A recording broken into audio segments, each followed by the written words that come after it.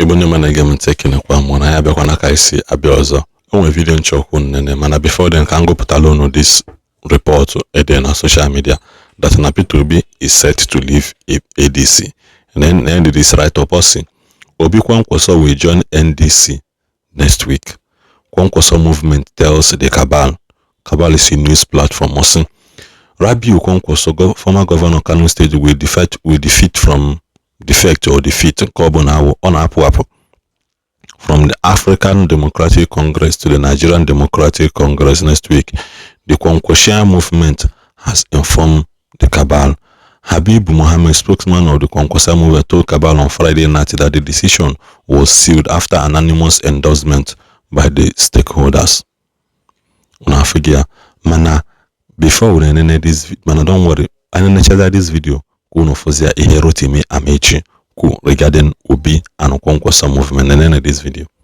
You didn't include my people. My people don't fight. Have you seen Amaechi person fighting on social media? It is between Atiku's people and Obi's people. And Obi's people abusing me. We never reply. It's not because we don't know English or we can't reply. The reason why we don't reply is that we always want peace. The obedience insists Obi or nothing. Do they have the numbers? That's the question. The Atiku people say Atiku or nothing. Do they have the numbers? You know, there are things you say when you win, it becomes difficult to bring everybody together. So because we know we will win, we're not abusing everybody, so we can bring everybody together. So that question should not be asked to me because I'm not abusing anybody. I'm careful what I say. My team is under permanent instruction. Don't abuse anybody in ADC. Even Mr. President, not abuse president. Show the facts. When I came out here, what did I tell you? I said, compare me to Peter Obi. We are governors at the same time. If he's a better governor, please choose him. Is that what I said? Although the former vice president was not a governor, but he was once a vice president. Compare my role as governor, as minister, with the role he played as vice president. If he's a better person, please choose him. Right? Then I came to say, but I think I played more roles. I think I discharged more responsibilities. When you are sleeping, I'm running on this track, coming back to Lagos by 2 a.m. and you are sleeping. As minister from Ibadan, to make sure this job was completed on time. I wasn't sitting in my office and writing memo. Or reading memo. I made sure that either once a month or twice a month, I'm on this track. When we are building Kaduna Kano, the same with Kaduna Kano. When we are building Itabewari, the same. I'm a practical man. I'm young. I'm on the street. I know what the problems are. I eat as a minister, as former governor. I eat in the same restaurant we eat. I don't go to all these big men restaurants because they don't give me the kind of food I ate when I was small. So this advice is to you people who are either obedient or who are either for Atiku. Know that we are one party. If you cause this kind of friction you're causing, it will be difficult to come together to defeat Tinubu. Focus on defeating Tinubu. On the day of the primary, go and vote for your own candidate. So that when your candidate wins, you'll be able to call a meeting and bring everybody together. Don't forget, no matter how much presidential aspirant I am, I'm also influenced by my supporters. If my supporters say the way obedient to abuse us, we will not work with them. We will not work with them. This may happen. Though. Thank you for watching. From now, in the next video. Are you beginning to see the signs of what I've been saying? Ekukum listing severally. That they all say against Peter Obi in this election, they too much. That if he doesn't want to face the disgrace with the North, happen the Osaka. The North na achonye ha collateral damage. Hana dakonyo solo hada. That we love Peter Obi as a person. We love him. I want the best for Nigeria and I want the best for Peter Obi. Man, using the North to ridicule his political career is what I am against. I have said this severally. After Mumbosa join I bring back that video soon. Their movement of joining with these political parties are good. I made you together, APBP, Nindos, and I came together, can form one political party. That it is a wonderful, nice idea if PDP are Why won't Rotimi Amaechi said what he said?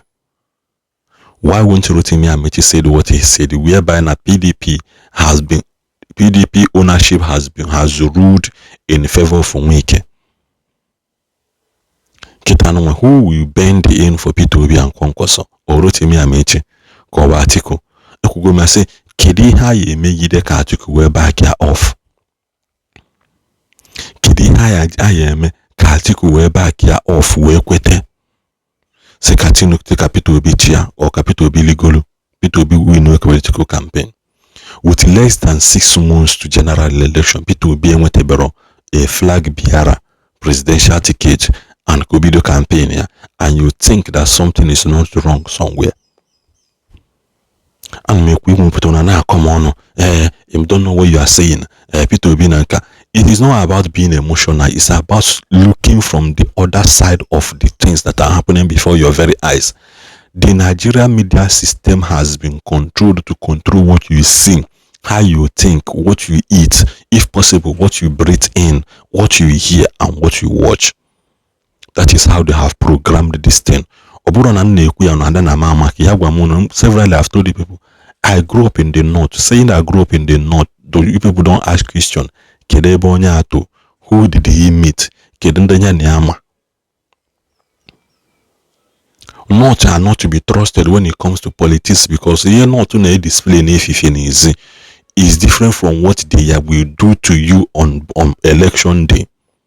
Don't be surprised in the morning of that election, Ejahana Mok supporter one imam somewhere go say anonya ya toile, and God bear me witness that the aye to imam go hatoy. I said it severally, Menu Mayana, P2B still remains scaffolding arena in their eyes. They are not happy Nandi Yoruba na Achiha. And they are not happy with the way their brother is being treated, knowing fully well that their brother is a corporate in this insecurity in Nigeria. They are not happy with it.